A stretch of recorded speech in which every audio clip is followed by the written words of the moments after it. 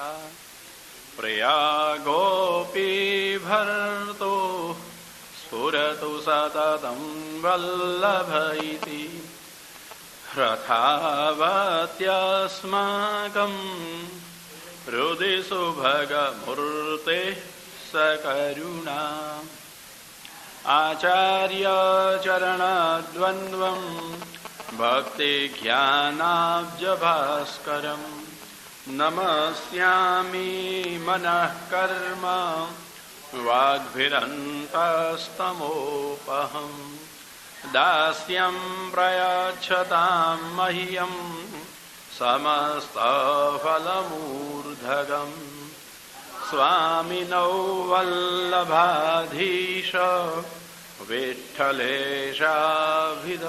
सदा श्रीकृष्णं परमानन्दं दशलायुतं सदा सर्वभक्तसमुद्धारे विस्फुरन्तं परन्नुमः श्रीमद्भागवतं नौमि यस्यैकस्य प्रसादतः अज्ञातानपि जानाति सर्वः सर्वागमानिह बुद्धिप्रेरककृष्णस्य पादपद्मं प्रसीदतु ध्यानासमर्थजीवानामस्माकं सर्वदा स्वतः वन्दे नन्दव्रजस्त्रीणां पादरेणुमभीक्ष्णशः यासां हरिकथोद्गीतं पुनाति भुवनत्रयं सुलभ्य हृदि सर्वेषां श्रीगोपीजनवल्लभं गुणगानं मुदा कुर्वे तस्य तुष्ट्यै स्वभावतः। श्री गोवर्धन श्री आचार्य जी श्री महाप्रभु जी की, श्री गोसाई जी परम दयाल की, श्याम सुंदर श्री यमुने महारानी जी की, श्री बाल कृष्ण लाल की।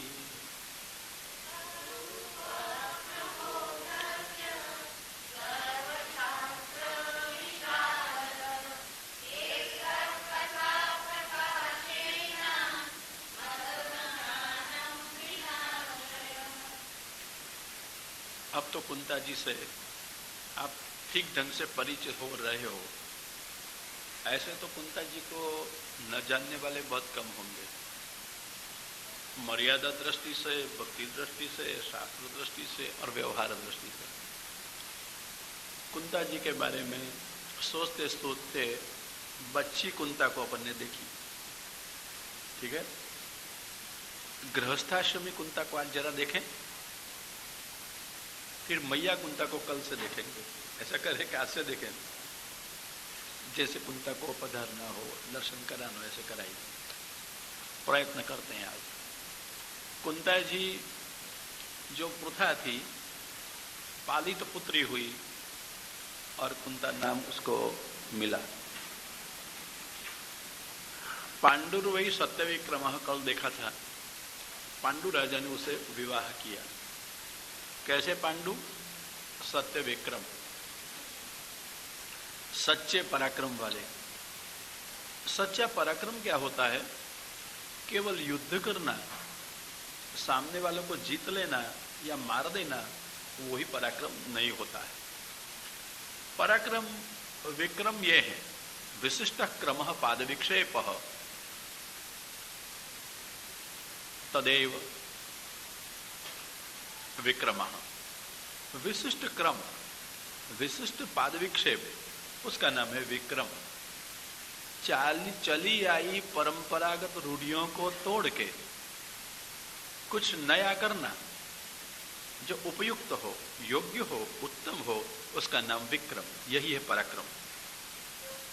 चली तो रूढ़ी आई है, आगे से चली आई है, कहते हैं ना, आगे से चली आई है। जो चली आई है उसको योग्य है कि अयोग्य, पहले देखना। अयोग्य हो तो तोड़ना, छोड़ना, मोड़ना, इनमें से जो योग्य लगे वो परिस्थिति के अनुसार। सबके लिए शक्य नहीं कि तोड़ दे बंधनों को, परंपराओं को, गरेड़ों को, गाढ़ प्रवाहों को तोड़ दे, सबके लिए शक्य नहीं है। छोड़ दे शक्य है, वो भी शक्य नहीं है, तो मोड़ दे। तोड़ना, छोड़ना, मोड़ना, तीन में से कोई भी करो विक्रम होता है। समझ गए? जैसे हमारे राम जी, परंपरा आगे से चली आई थी। दशरथ राजा को कितनी रानियां थी? 3 प्रसिद्ध हैं, बाकी तो 400-700 भी उल्लेख हैं कहीं पर। तो 3 रानी थी, मतलब बहुपत्नीत्व का रिवाज था। एक से अधिक पत्नी के जमाने में राजा लोग करते थे। राम जी ने कितनी पत्नी की? क्या है ये? परंपरा जो चली आई थी, गरेड़ जो चली आई थी, प्रवाह जो चलता था, लोक रिवाज जो चलता था, उसमें राम जी ने परिवर्तन कर दिया, मोड़ दिया, प्रवाह को तोड़ दिया, छोड़ दिया, और राम जी एक पत्नी व्रती हो गए। समझ गए? ये क्या है? पराक्रम, विक्रम, बदलना। और ये किससे अपेक्षा रखी जाए? बूढ़ों से, बच्चों से? किसका काम है? युवकों का है। युवक लोग कुछ परिवर्तन कर सकते हैं, परंतु प्रायः करके आज धर्म में सम्मिलित होने वाले युवक बहुत कम मिलते हैं। सर्वत्र देखता हूं, बूढ़े लोग आते हैं, बच्चे लोग तो बेचारा आवे ना आवे ठीक है, समान हो जाता है, परंतु प्रायः करके कम दिखाई देते हैं आज के पढ़े लिखे हुए लोग, युवक जिसे कहे जाए, जिसको अभी गृहस्थाश्रम शुरू करना है, जिसको जीवन का प्रारंभ करना है और जीवन में कुछ करके दिखाना है। ऐसे लोग प्रायः करके बहुत कम दिखाई देते हैं। नहीं आते हैं ऐसा भी नहीं है, आते हैं। कितने हैं? मेरे पास में ऐसे पढ़े लिखे बहुत बच्चे भी आते हैं, MBA हुए हैं, डॉक्टर हुए हैं, वकील हुए हैं, उद्योगपति हैं, आते हैं। वो तो बहुत कम होते हैं, रेयर केस में। ऐसे तो एक डॉक्टर लड़का मेरे पास में भागवत पढ़ा, गवर्नमेंट स्कॉलरशिप देती है, लिखने के लिए इंग्लिश में लिखता है, भागवत का सार गवर्नमेंट को भेजता है, और MBBS डॉक्टर है, अभी लंदन गया है आगे पढ़ने के लिए। हमारा ग्रंथ अभी लिखा था बच्चों की समझ के लिए, भागवत सिंहावलोकन, उसका इंग्लिश और हिंदी भाषांतर उसने किया, और भी पुराण पढ़ा है, कवि भी इंग्लिश का अच्छा है। मैं किसी की प्रशंसा के लिए नहीं कहता हूं, आपको बताना चाहता हूं कि ऐसे पढ़े हुए बच्चे भी कई अनेक हैं कि जो आते हैं, परंतु बहुजन समाज की तुलना में, आज के जितने बच्चे जगत में उसकी तुलना में ऐसे आने वाले कितने हैं? इने गिने। मैं आपको ही पूछता हूं, आपके बच्चे आते हैं? अच्छा, आप लाते हो? प्रश्न ये है। लाना चाहते हैं, वो आते नहीं है, ऐसा प्रश्न है ना? मुश्किल ये है ना? आपको लाना चाहते हो ना, तो बच्चे क्यों नहीं आते हैं देखा है? बहुत आज की गंभीर समस्या है, मैं तो कहता हूं ये। हम बच्चों को पैसे विरासत में, क्या बोले, परंपरा में, दाय भाग में, वारसा में, वारसा को क्या बोलते हैं आप लोग? वसीयत, अच्छा ठीक है, दे जा सकते हैं परंपरा में, भाई ये मेरी मिल्कत है, दुकान है, धंधा है, घर है, तो बच्चे को मिलता ही है। कितने माँ बाप ऐसे हैं जिसको विरासत में, कहा ना आपने, अच्छा विरासत में अपने बच्चों को भागवत और भगवान की सेवा दी हो? कितने माँ बाप मिलेंगे?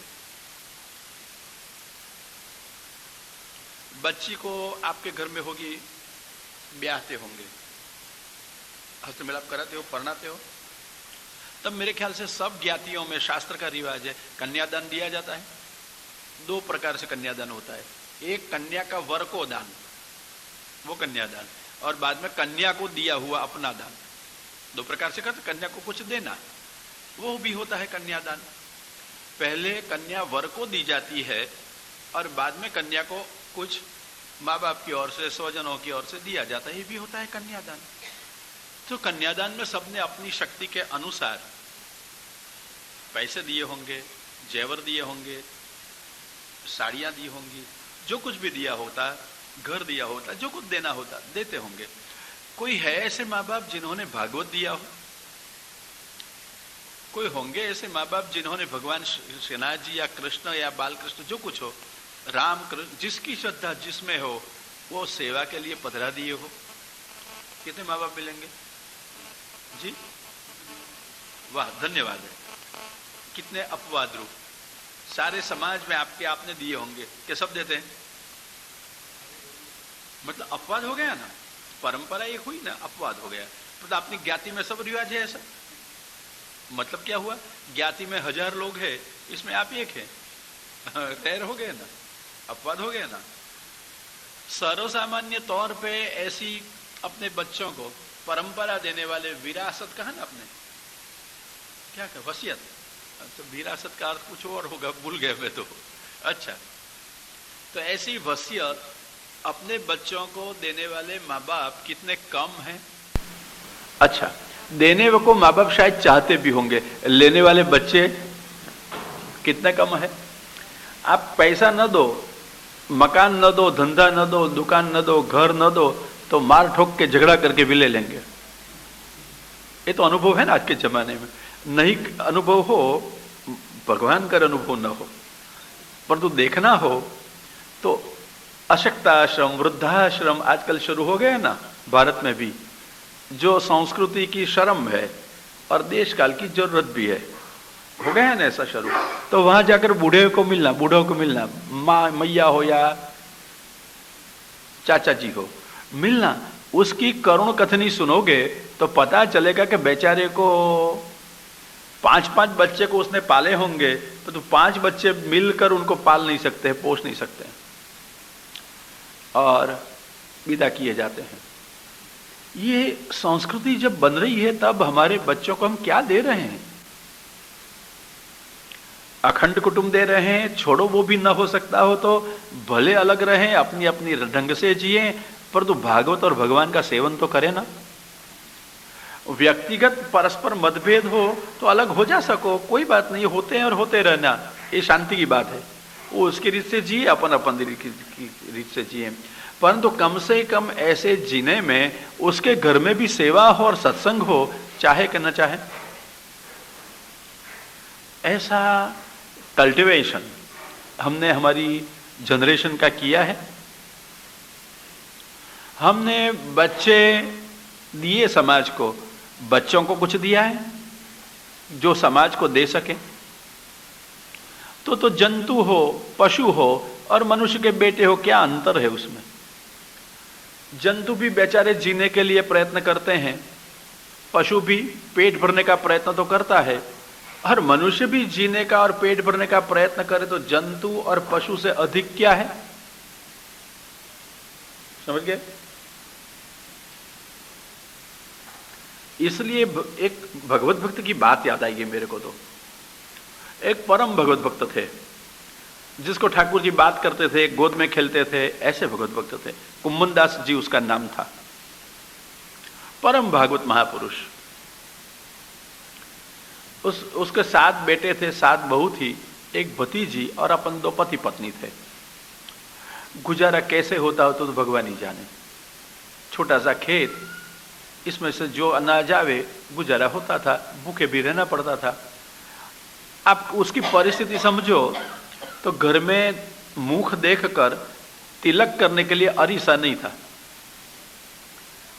दोना में पानी भरते थे, कटोरा भी नहीं था, दोना था। दोना जानते हो ना, पड़िया, उसमें पानी भरे, प्रतिबिंब देखे और पानी में प्रतिबिंब देखकर तिलक करते थे। कितनी सुविधा घर में होगी, कितने पैसे घर में होंगे, और 7 के बीच क्या होता होगा फिर? सारे संसार के झगड़े देखो ने क्यों होता है? पैसा बहुत होने से या पैसा कम होने से, दोनों प्रकार से झगड़े हो जाते हैं।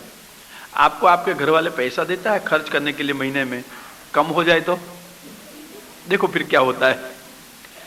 और अधिक मांगो वो नहीं देता है तो उचाट उचाट अपन को और उसको भी करा देते हैं ना।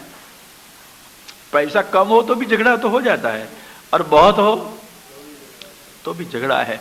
तो कम हो तो भी झगड़ा और बहुत हो तो भी झगड़ा। जितना पैसा हम हमारे बना के रखे ना, झगड़ा होता है। प्रभु के बना के रखो तो कुछ झगड़ा नहीं होगा। कौन मालिकी करेगा? क्यों? तो कुम्भनदास के घर में जो वातावरण होगा आप कल्पना कर सकते हो। किसी ने पूछा, अनजान आदमी था, पहली दफा कुम्भनदास जी को मिला हुआ था, बातचीत सामान्य चलती थी। पूछा, कुम्भनदास जी आपको कितने बेटे हैं? कुम्भनदास जी का 1.5। अभी 1 हो सकता है, 2 हो सकता है, 1.5 हो सकता है। ये तो महापुरुषों की बात बहुत विलक्षण होती है, विचारने जैसी होती है। आश्चर्य हुआ कि 1.5 बेटा कैसे? सब हंस पड़े, ये 1.5 बेटा कैसे हो सकता है? परंतु बड़े आदमी को पूछना भी जरा संकोच का काम हो जाता है पूछने में, और पूछने में संकोच हो ना तो शंका कब जाएगी? शास्त्रों में संकोच हो, व्यवहार में संकोच हो तो पूछे नहीं इसके कारण तो समाधान कैसे होता है? हमारे सारे शास्त्र देखो, गीता जी, उपनिषद में भी कहीं कहीं, रामायण देखो, भागवत देखो, सारे ग्रंथों को देखो, महाभारत में भी देखो, श्रोता ने जब प्रश्न पूछे हैं वक्ता ने तब कथा की है। श्रोता पूछते हैं अपने अधिकार के अनुसार, आवश्यकता के अनुसार, चलते हुए कथा के प्रसंग को सानुकूल हो, ऐसी तरह से पूछते हैं। पूछना यही जिज्ञासा है, और जिज्ञासा ही सब आपकी उन्नति का मूल है। मैं तो कहूं अध्यात्म दृष्टि से अगर उन्नति का मूल है तो जिज्ञासा है। इसलिए पूर्व मीमांसा में अथा तो धर्म जिज्ञासा, उत्तर मीमांसा में अथा तो कौन सी जिज्ञासा? ब्रह्म जिज्ञासा। भक्ति सूत्रों में अथा तो भक्ति जिज्ञासा। तो जिज्ञासा से आरंभ होता है ना, पूछना चाहिए। परंतु आजकल हम लोगों ने क्या बना रखा है कथाओं में? पूछने का नहीं, वक्ता जो जी चाहे वो बोले और आपको सुनने का है। रुचे नहीं रुचे, समझाए नहीं समझाए, अयोग्य हो योग्य हो, जैसे भी हो, सुनने को आए हैं, सुनने का ही है, समझे नहीं समझे छोड़ो। ये नहीं है ढंग, हमारे शास्त्रों की ये परंपरा नहीं है। पूछो, क्यों नहीं पूछते हो? और कथा के बीच में पूछो ना। मैं तो हाँ कहता हूं, ये स्वस्थ परंपरा है। कथा के बीच में प्रसंग के अनुकूल, अपनी जिज्ञासा के संतोष के लिए, विवाद करने के लिए नहीं, परीक्षा करने के लिए नहीं, न्यूनता दिखाने के लिए नहीं, अथवा अपना बड़प्पन दिखाने के लिए नहीं, जिज्ञासा दृष्टि से पूछो में क्या दोष है। और अगर वक्ता को पता नहीं है तो निसंकोच कहना चाहिए, भाई हम सर्वज्ञ नहीं, कल देख के आएंगे, अभ्यास करके आएंगे, इसमें क्या दोष होता है। ओपन माइंडेड क्लियर रहना चाहिए। मैंने कई कथाकारों की परिषद में कहा, भाई प्रश्नोत्तर करना चाहिए, पूछे और उसका उत्तर मिलना चाहिए, नहीं तो समाधान कब में होगा? और मन स्वस्थ नहीं, निसंदिग्ध नहीं, तो दृढ़ता कैसे आएगी? बहन जी कल मेरे को पूछ रही थी, तो मैंने कहा कथा में पूछना। उसके बीच में मेरे को, हाँ मैं चाहता हूं एक स्वस्थ परंपरा फिर से शुरू हो, जहां श्रोता पढ़ के आते हो, समझने का यहां प्रयत्न करते हो, और घर जाकर पुनः पढ़ते हो, और जहां समझ में नहीं आवे निसंकोच बीच में पूछते हो। अरे वहां तक सुखदेव जी को पूछा गया है, परीक्षित ने पूछा है कि सुखदेव जी ने जो जो कहा था उसमें शंका हुई, जिज्ञासा नहीं, और लगा कि पूर्वापर संबंध नहीं है, तो सीधा कह दिया कि महाराज ऐसा क्यों है? यस्मै यस्मै यथा प्राह नारदो देवदर्शनः। द्वितीय स्कंद के 8वें अध्याय में पूछते हैं परीक्षित जी, आक्षेप गर्भ प्रश्न है ये सब। सुखदेव जी ने कहा था अभय की कामना वाला श्रीमद् भागवत को सुने, इच्छता अभयम, कहा ने, द्वितीय स्कंद के प्रथम अध्याय में। इच्छता अभयम, इनके लिए भागवत सुनना जरूरी है, कीर्तन करना जरूरी है भगवान का, स्मरण करना जरूरी है भगवान का। और फिर बहुत चाव से पूछा, गौर से पूछा, सूक्ष्मता से पूछा परीक्षित ने, कहिए तो सही, भगवान नारद ने किसको किसको कथा सुनाई? मतलब क्या सारे अभय की इच्छा वाले थे? कसमई कसमई 2 दफा कहा। किस किस को? मतलब और अधिकार वालों को सुनाई है ना, और आपने कहा कि अभय वाला सुने, अभय की कामना वाला सुने, ऐसा क्यों विरोध दिखता है? ये गर्भ प्रश्न, सार्ग आशंका गर्भ प्रश्न है, आक्षेप गर्भ प्रश्न है। समझ गए कि महाराज आप कहते हो आगे एक कहा पीछे एक दूसरा कहा, मेल नहीं जमता है, क्यों है ऐसा? पूछा जाए, क्यों नहीं पूछा जाए? हमने पोकल दाम्भिक शिष्टाचार बना रखा है बीच में नहीं पूछने का, हाँ, अयोग्य नहीं पूछने का, अकारण नहीं पूछने का। जहां जहां शंका होती है वहां स्वस्थता से निसंकोच पूछना चाहिए, ये हमारी स्वस्थ परंपरा है। अब तो गीता से परिचित होना, शायद भागवत से कम परिचय होगा, अब तो परिचित होते रहे हो, परिचय हो ही जाएगा, है ना? गीता से भी परिचित होना। आपको कब खबर है कि अर्जुन ने मुंह पे कृष्ण को कह दिया था, महाराज बुद्धि व्यामोहयसीव में ये क्या कर रहे हो? कभी कभी कर्म की प्रशंसा करते हो, कभी कभी ज्ञान की, तो एक सीधी बात बताओ ने, मेरे लिए क्या उत्तम है? मेरी बुद्धि को मोहित क्यों कर रहे हो? तो कृष्ण को भी साफ शब्दों में कह दिया, बुद्धि मोहयसीव में, आप मेरी बुद्धि को मोह कराते हो, ऐसा कर रहे हो?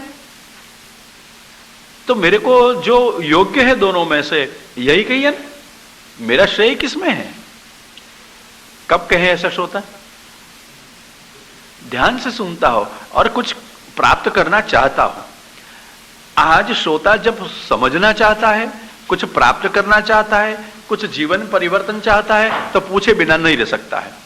पर तो प्रायः करके समझे बिना, सोचे बिना, जीवन परिवर्तन की अपेक्षा के बिना आते हैं, सुनते हैं, धन्यवाद है, पर तो पूछते नहीं है, इसी ही कारण से। दूसरा डर है, अगर पूछेंगे सबके बीच में कैसे लगेंगे? इतना भी नहीं आता है तो पूछता है, मस्करी करेंगे लोग, जैसे अपन को सब कुछ आता हो, पूछने वालों को ही नहीं आता हो, ऐसा सब मानते हैं ना। ये दाम्भिक समाज है। मैं जरा कटु शब्द बोल देता हूं तो सचमुच कहूं, ये दाम्भिक समाज है। ऐसे तो कहलाते हुए धार्मिक, भूल गए सच्चे अर्थ में होना है धार्मिक। इसलिए पूछने में क्या संकोच होना चाहिए? क्यों होना चाहिए? हम आए हैं, हमको नहीं आता है, इसलिए हमको कुछ जानना है, कुछ समझना है, कुछ आगे बढ़ना है, इसलिए तो आते हैं। तो आगे बढ़ने के लिए अवरोध है हमारी आशंकाएं, तो क्यों व्यक्त न करें, क्यों न पूछे? और जो बोलने को आता है, वक्ता आता है, गुरु स्थान में जो बैठा है, उसकी तैयारी क्यों ना हो इतने के जवाब के दे? अगर नहीं भी आता है तो कोई सर्वज्ञ नहीं, इसमें क्षोभ की क्या बात है? कह देना चाहिए, कल मैं तैयार होकर आऊंगा, क्या हर्ज है?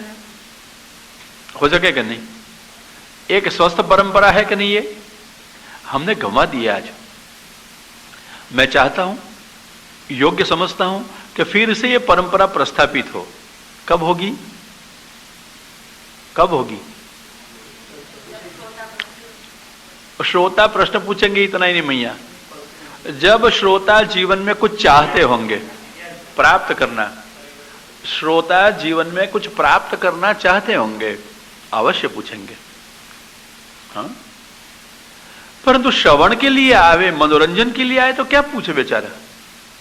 और सबसे बड़ा डर है लोग हंसेंगे तो, हमारा अज्ञान खुला हो जाएगा तो हम अज्ञानी तो है, जगत में ज्ञानी है कौन? मानते हैं सब कि हम ज्ञानी हैं, कोई ज्ञानी नहीं है। और जिसको लगता है कि मैं ज्ञानी हूं, यही अज्ञानी है। कोई ज्ञानी नहीं हो सकता है। कौन भगवान को जान सकता है तो ज्ञानी हो जाए?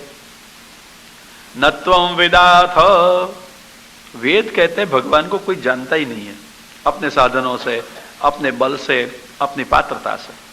भगवान जब जनावे तब जान सके। कोई कवि ने कहा है, ज्योल्यो हरि आपुन पो न जनावे, वेद पुराण पढ़े लिखे कछु नहीं आवे। भगवान न कृपा करे, जब तक नहीं समझ में आती है भगवान की बातें, सारे शास्त्र पढ़ जाओ, तो क्या हम पढ़ने को छोड़ दें और राह देखें कब कृपा करेंगे, जब जनाएंगे? नहीं, प्रयत्न अपने करते चलो, परिणाम प्रभु को सौंप दो। प्रयत्न अपने करते चलो, प्रभु को समझने का प्रयत्न शास्त्रों से, गुरुओं से करते चलो, और प्रभु जब कृपा करेंगे तब सच्चे अर्थ में समझेंगे ना, राह देखते चलो। ये सच्चा राह प्रयत्न है, सच्ची दिशा है। क्या? प्रयत्न और प्रतीक्षा दो जीवन में ले लो, और जीवन में करना ही पड़ता है ना। लौकिक कार्यों में भी प्रयत्न भी करते हैं और परिणाम की प्रतीक्षा भी। प्रतीक्षा तो समझ, राह देखना नहीं देखनी पड़ती। एप्लीकेशन कर दी नौकरी के लिए, प्रयत्न हुआ, दो चार परिचितों को भी कहा, प्रयत्न हुआ, और फिर क्या करने का? जब तक जवाब नहीं मिले हाँ कि ना, तब तक प्रतीक्षा करना। अपने स्वजन था, बीमार हो गया हो, हॉस्पिटल में ऑपरेशन के लिए ले गए। अब तो अपन को तो डॉक्टर ऑपरेशन थिएटर में रखेगा नहीं, कहाँ रखेगा?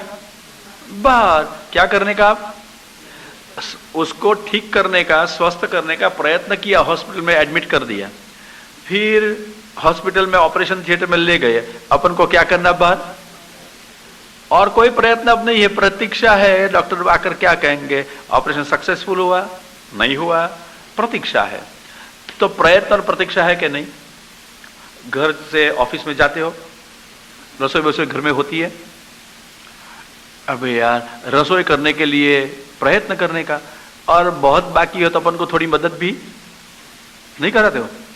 अरे सब्जी सब्जी जरा सुधार दो, हाँ करे ना, हाँ करे करे, छुटका ही नहीं है। ऑफिसर ऑफिस में होते, घर में थोड़े ऑफिसर हो यार, घर वाले हो, जो सब करना पड़े घर में, तो समझ गए? तो ये क्या हुआ? प्रयत्न आपने किया रसोई का, परंतु जब तक रसोई तैयार ना हो तब बाहर बैठो, ऊंचे नीचे कितने भी हो, प्रतीक्षा करो, कभी तैयार होगा, अभी देंगे, अभी बुलाएंगे, राह देखो। प्रतीक्षा और प्रयत्न जीवन में कैसे लग जाते हैं, समझ गए? तो ऐसी तरह से सच्चे अर्थ में प्रयत्न करें और सच्चे अर्थ में प्रतीक्षा करें तो जीवन में कुछ न कुछ तो पा लेंगे ना। तो हम शास्त्र को समझने का प्रयत्न करें और कृपा से भगवान समझावे इसकी प्रतीक्षा करें। आज समझने का प्रयत्न करने वाले कम हैं, शायद प्रतीक्षा करने वाले होंगे, वो भी बहुत कम है। मैं तो कहूं पुण्य की प्रतीक्षा करेंगे, प्रतिष्ठा की प्रतीक्षा करेंगे, अच्छे हैं, कथा में जाते हैं, जमा हो जाएगा चित्रगुप्त के वहां, ऊपर जाएंगे तो फलित होगा, और यहाँ अच्छे हैं, श्रद्धालु है, कथा में जाते हैं, लेबल मिल जाएगा, प्रतिष्ठा मिलेगी। परंतु प्रभु मिले, प्रेम प्रभु में मिले, ऐसी प्रतीक्षा कितने करेंगे, प्रयत्न कितने करेंगे? यही करें। सही अर्थ में क्या करना है? प्रयत्न करें और प्रतीक्षा करें, जरूरी है। और प्रयत्न करने में नहीं समझ में आवे तो पूछे, नहीं पूछे वो पछताए। सच कहूं तो नहीं पूछे वो पछताए। और गुजरात की कहावत है कि हिंदी जैसी है, लखता लइयो नीपजे, पूछता पंडित थाय। लिखने की आदत बनावे तो जूने जमाने में नकल ग्रंथ की बना दी थी, प्रतियां, प्रतिलिपियां, तो प्रेस नहीं थे, लइये लोग बैठ जाते थे, कॉपी कर देते थे, तो लिखते लिखते अक्षर सुधरते जाए, आ जाए। लखता लइयो नीपजे अने पूछता पंडित थाय। पूछते पूछते पंडित होते हैं, समझ गए? इसलिए पूछना, प्रयत्न और प्रतीक्षा दोनों जीवन में हो। प्रयत्न में प्रश्न भी होते हैं। कुंभन दास को इसलिए पूछा गया, कितने बेटे? तो कहा 1.5। अब बड़ों को आगे कैसे पूछा जाए, बहुत, इसलिए गुसाई जी के पास दोनों आए, गुरु जी के पास। महाराज वो कहते हैं कि 1.5 बेटा है, तो वो समझ में नहीं आई। अगर एक बेटा जन्म लेकर मर गया हो तो भी आधा कैसे कहा जाए? जन्म तो लिया ना, मर तो गया ना, तो आधा कैसे? है ही नहीं, ऐसा कहना चाहिए। अथवा बीमार रहता होगा तो भी आधा कैसे? बीमार भी जीता तो पूरा कहना चाहिए। समझ में बात नहीं आई, इसलिए गुरु जी से पूछा। गुरु ने कहा उसको ही पूछो ना जिसने कहा हो। चुप रहे आप। कुंभनदास जी आए, पूछा, अरे कुंभनदास जी कितने बेटे हैं? कुंभनदास जी कहे 1.5। फिर से वही कहा उसने, गुरु को भी यही कहा 1.5। पूछा फिर 1.5 कैसे होता है बेटा? बहुत सुंदर जवाब भक्तराज ने दिया। अपन सबको समझने में आवे, जीवन बनावे हम कुछ अनुकूल, इसलिए कहा महाराज सेवा और कथा दोनों करें वो बेटा पूरा, और दोनों में से एक करे वो आधा। मेरा एक बेटा चतुर्बुद्ध सेवा और कथा दोनों करता है तो पूरा बेटा है, और दूसरा श्रीनाथ जी की गायों की सेवा करता है कृष्णदास, परंतु कथा नहीं करता है, कीर्तन नहीं करता है, तो अधूरा है, आधा। कि मिलके कितने हुए? 1.5। भक्ति मार्ग में भक्तराज कुंभनदास उसको 1.5 बेटा था। अब मैं पूछ सकता हूं अपने अपने घर में कितने बेटे और बेटियां हैं? संख्या तो बड़ी होगी या छोटी होगी, जो कुछ हो, संख्या तो जानते होंगे, पर तो कुंभनदास की दृष्टि से देखें तो कितनी बेटियां और कितने बेटे हैं? क्या किया? ये सब अंधेरा छा गया है। सोचना, ये भक्ति मार्गीय दृष्टिकोण है। नहीं तो बाकी तो बेटा बेटियां तो होते हैं, पढ़ाते हैं, लिखाते हैं, नौकरी धंधे फिर रह जाते हैं, शादीशुदा कर देते हैं, और जंतुओं की परंपरा चलती रहती है। बच्चे हुए तो उसके बाद बच्चे, उसके बाद बच्चे, उसके बाद बच्चे, और दादी माँ मुंह से दांत पड़ गए, आंख से दिखे नहीं, तो भी हाथ में डोरी लेकर बेटा बेटा सो जा करेगी। अरे वो तो सो जाएगा, तू तो जग जा। ओ कुंदा मैया पिछली अवस्था में जग गई थी, बहुत बेटे को संभाले थे, और पिछली अवस्था में कहा था अहो विश्वेश विश्वात्मन विश्व मूर्ते स्वकेशु में। ये कुंता जी कह रही है। स्नेह पाशमिमं छिंदि दृढ़म वृष्णिषु पांडुषु। कहां बोलती है गुड़िया ये? अरे वाह वाह। प्रथम स्कंद 8वां अध्याय और 41 के 40वां श्लोक। अच्छा 41, ठीक है। 41वां श्लोक क्या कहती है? अहो विश्वेश विश्वात्मन विश्व मूर्ते स्वकेशु में स्नेह पाशमिमं छिंदि। ये मेरे बेटों में से, पति के पक्ष में से और पिता के पक्ष में से स्नेह पास तोड़ा दो, छोड़ा दो। ये कुंता कह रही है।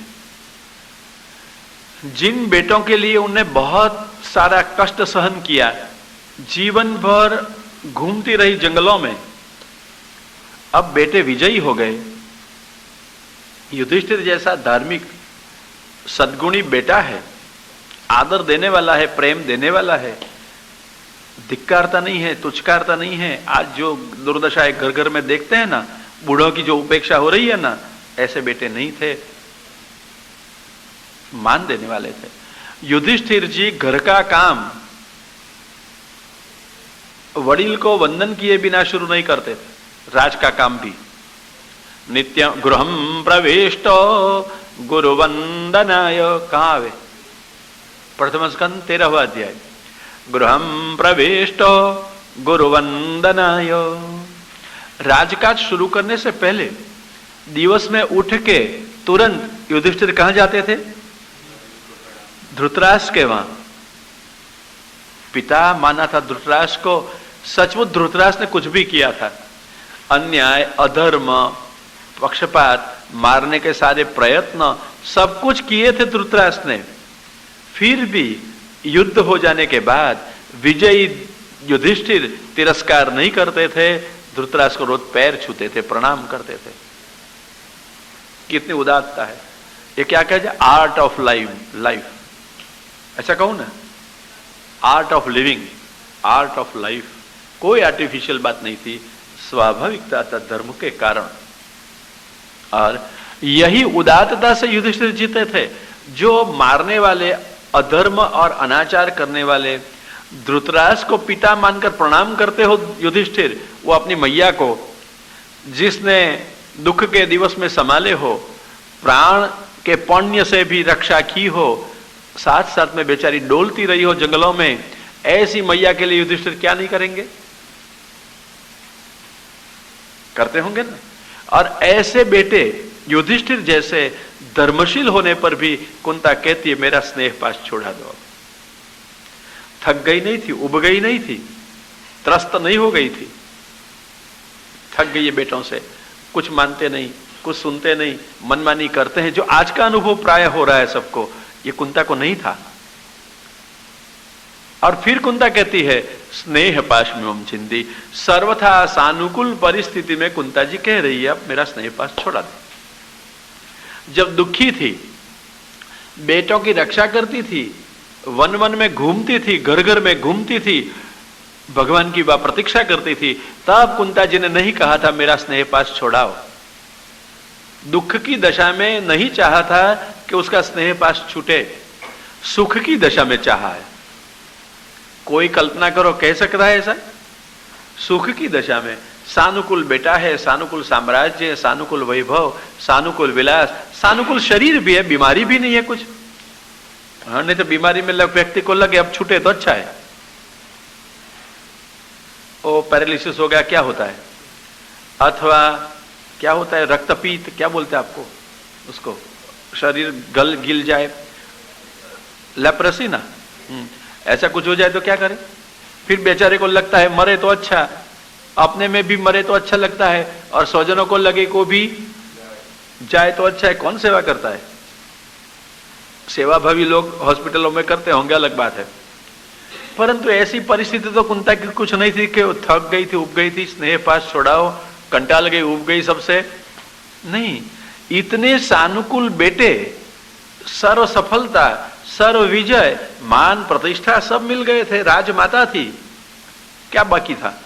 और इस दशा में कहती है स्नेह पाशमिमं छिंदी। यह है परिस्थिति कुंती जी की।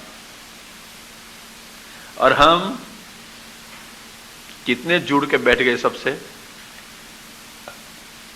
कि तिरस्कार मिले, अपमान मिले, फिर ममता और मोह बढ़ते चले। कि कम होते हैं, कटुता तो कभी कभी छा जाती है मन में। ये बच्चे, ये स्वजन सानुकूल नहीं है, कहा नहीं मानते, छोड़ो ये उनके रास्ते और हम हमारे रास्ते। पर तो फिर उभरा जो आ गया ना, उफान जो मन में आ गया ना, तूफान भी आ गया ना, अपने आप में शांत हो जाता है उफान और तूफान। फिर बेटे मेरे हैं ना, आखिर में बच्चे हैं ना, और जाए तो कहीं जाएंगे, क्या करेंगे? गरज भी है ना थोड़ी, भय भी है ना थोड़ा, क्यों? और प्रेम भी है ना थोड़ा, और स्वार्थ भी है ना थोड़ा, सब मिश्रण है ना। इसलिए सारी कटुताएं, सारा क्लेश सहन करके वहीं रहना पड़ता है जहां अपन रहते हैं। भगवान से ये भी नहीं कह सकते महाराज छुड़ाओ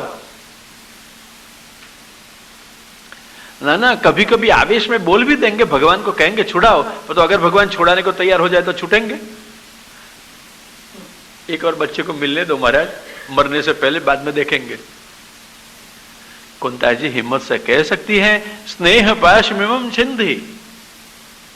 कैसा जीवन बनाया होगा कुंता जी ने, कैसी जागरूक रही होगी कुंता जी कि दुख की स्थिति में उसने स्नेह पाश छोड़ने को नहीं कहा, सुख की स्थिति में कहा।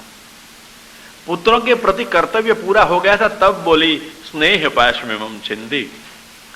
हाँ, मैं नहीं तोड़ती हूं, मैं नहीं छोड़ती हूं कटुता करके, क्लेश करके, नहीं तो मां सास बन जाए बहू की। समझ गए ना? बेटा की मां होती है, पर तो बहू आने के बाद क्या बनती है? हो गया। बहू और बेटे की, बहू और सास की जन्म क्षण, जन्म तारीख एक ही होती है। जिसी क्षण बहू होती है, इसी क्षण सास होती है। समझ गए ना? इसलिए सास और बहू की कुंडली बनानी होना तो एक ही जन्म समय होता है, एक ही जन्म तारीख होती है, हो के नहीं? सास और बहू की जन्म तारीख एक नहीं हो सकती है? तारीख क्या, संवत्सर भी, हाँ, साल भी, वर्ष भी, यही वर्ष, यही महीना, यही तारीख या तिथि और यही क्षण कुंडली बनानी हो तो बना लो। और अब तो कई लोग कहते हैं वर बहू की कुंडली नहीं मिलाना, सास बहू की मिलाना, ठीक जमेगी कि नहीं। अगर उसका जमेला नहीं जमा तो बेचारा बीच वाला मर जाएगा, न मां को कह सके न पत्नी को कह सके, दोनों के बीच सूढ़ी के बीच में सुपारी कट जाए, ऐसी दुर्दशा हो जाए। समझ गए? छोड़ो, कुंता जी को याद करो। क्या? स्नेह पाशमिमं छिन्धि। कुंता जी कह सकती है कैसा जीवन यापन किया है, जीवन में क्या पाया है वो बाई ने, जीवन की उसकी दृष्टि कितनी स्पष्ट है, दृढ़ है। स्नेह पाशमिमं छिन्धि। बच्चे तो बहुत अच्छे मेरे को यात्रा कराते हैं, बच्चे तो बहुत अच्छे मेरे को खिलाते हैं, बहू तो बहुत अच्छे मेरे चरण की सेवा कर देती है। ओह, बस ये घर छोड़ के कहीं जाने जैसा नहीं, स्वर्ग है, रह जाओ। कुंता ने स्वर्ग में रहना नहीं चाहता और कहती है स्नेह पाशमिमं छिन्धि। न कि तिरस्कार मिलता था, न कि अपमान होता था, न कि कोई घर में न्यूनता थी, न कोई जरूरत पूरी न हो ऐसा होता था। और इस स्थिति में कुंता कहती है स्नेह पाशमिमं छिन्धि, क्योंकि कुंता का बचपन से लेकर बुढ़ापा तक एक विशिष्ट जीवन रहा था। बचपन तो आपने देखा क्या विशिष्टता उसके जीवन में आई थी, संत पुरुष की सेवा दुर्वासा जी की थी ना। और समाज में जो हेय परिस्थिति मानी गई, शादी बिना ही बच्चा हो जाए, ये परिस्थिति भी कुंता ने देखी थी। और उनमें से उसको बाहर निकालने वाला मिल गया। पांडुर्भय सत्य विक्रम, कल देखा था ना पन्ने, ये विक्रम है उसका, ये पराक्रम है, ग्रेड को बदल दी। बच्चा वाली पत्नी को कौन शादीशुदा आदमी करेगा, शादी करेगा? बच्चे वाली कन्या हो, स्त्री हो, उसको हाँ बीजवर मिल जाएगा। क्या बोलते हैं आप लोग? डाइवोर्सी हो जाए, मिल जाएगा। परंतु जिसको अभी शादी करनी ही हो, ऐसा नया कौन वर मिलेगा? कुंता को ये मिला है। कुंता जी बच्चे की मां, और उसके लिए शादी कौन करता है? महाराज पांडुर्वई, इसलिए कहा वही निश्चित रूप से कैसे? सत्य विक्रम।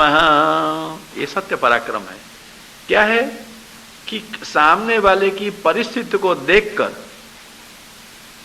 दोष की और न देखकर, दोष उसको न मानकर, समाज की सामने डट के खड़ा रहने वाला ही सत्य विक्रम है, सच्चे पराक्रम वाला है। क्या बोलना है? जग प्रसिद्ध था पांडुर्भय सत्य विक्रम। अगर पता न होता तो व्यास जी कहते नहीं। समझ गई?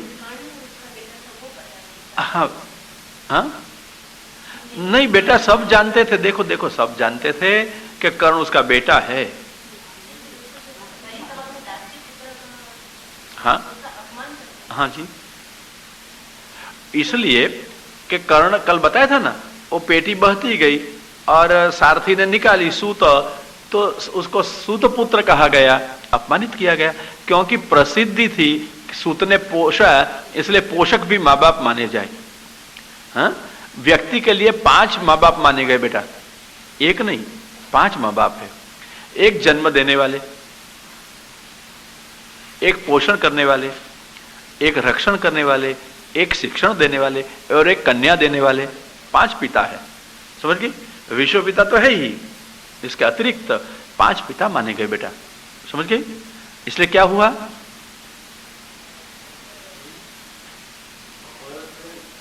समझ गए ना मेरे आपके प्रश्न के उत्तर में मैंने क्या कहा?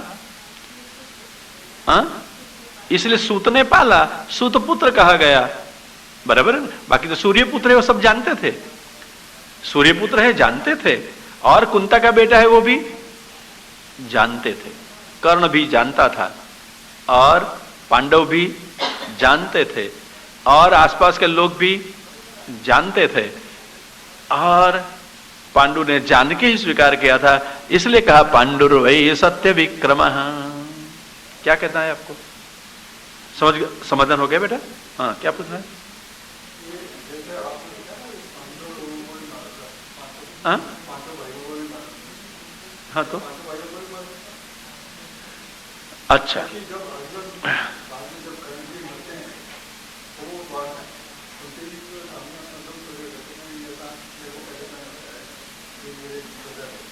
हाँ, ऐसा नहीं है। युद्ध के समय में कुंती कर्ण के पास गई, महाभारत की एक कथा है, और उसने कहा कर्ण तू मेरा बेटा है, पक्ष में आ जा, पांडवों के तेरे बड़े भाई है, तेरे छोटे भाई हैं, तू बड़ा भाई है, तेरे को मैं युधिष्ठिर को कहूंगी उत्तम स्थान देगा, तू राजा बनेगा। तब कर्ण तो प्रतिज्ञाबद्ध और जीवन की बाहरी कटुता से भर गया था, वो भी कितना भी उदार था, दानेश्वरी था, फिर भी जीवन की जो सही सत्यता थी, कटुता थी। मां ने त्याग किया है मेरा, पूर्वजों ने त्याग किया है मेरा, समाज ने त्याग किया है मेरा, परंतु सूत ने पोषा है। ये कटुता से भरे हुए कर्ण ने कहा था मां तेरे 5 बेटा खंड रहेंगे, तेरे को क्या हर्ज है, मैं मरूंगा वो 5 रहेंगे, ये मरेगा अर्जुन तेरा, मैं हूं 5 होंगे। और वचन दिया था अर्जुन को छोड़कर किसी को मैं नहीं मारूंगा, अर्जुन को नहीं छोड़ूंगा। प्रतिद्वंद्वी था, प्रतिस्पर्धी था, इसलिए कहा था मैया क्या तेरे को फर्क लगता है, अब क्या फर्क लगता है, तेरे कितने रहेंगे अब, 5 के 5। अर्जुन जाएगा तो कर्ण है, कर्ण जाएगा तो अर्जुन तो है ही, समझ गए? कर्ण भी जानता था। हाँ? और इसलिए भाई ये सारी परिस्थिति को पचाई थी किसने? पांडु राजा ने, और उदात्तता से स्वीकार किया गया था।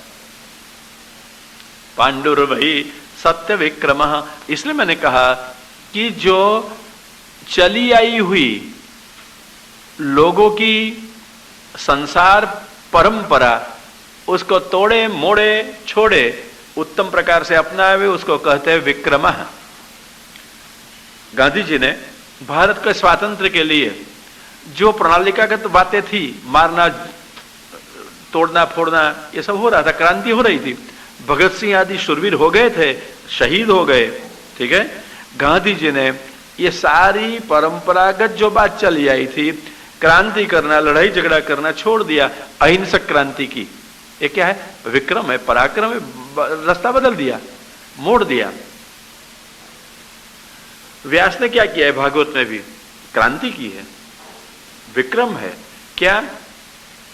महाभारत के स्वर्गारोहण पर्व में महर्षि व्यास ने कहा था धर्माद अर्थश्च कामश्च, धर्म से अर्थ मिले, धर्म से काम मिले, धर्म क्यों नहीं करते हो? और यही व्यास भागवत में कहते हैं धर्मस्य ह्यापवर्गस्य, दृष्टि बदल गई। और उसने कहा नारद के सत्संग के बाद धर्म मोक्ष देने वाला है, मोक्ष संबंध वाला है। तो कहां महाभारत में कहा था धर्म से अर्थ और काम मिले, और अब कहते हैं धर्म से मोक्ष मिले। ये क्या हुआ? चली आई जो परंपरा थी, खुद व्यास ने चलाई थी, नारद के सत्संग के बाद बदल गई, क्रांति हो गई। सत्य विक्रमः, पराक्रम है, आसान नहीं है छोड़ना। कौन कर सकता है? जिसको मॉरल करेज है, हिम्मत है, वो कर सकता है। समझ गए? और कौन कर सकता है?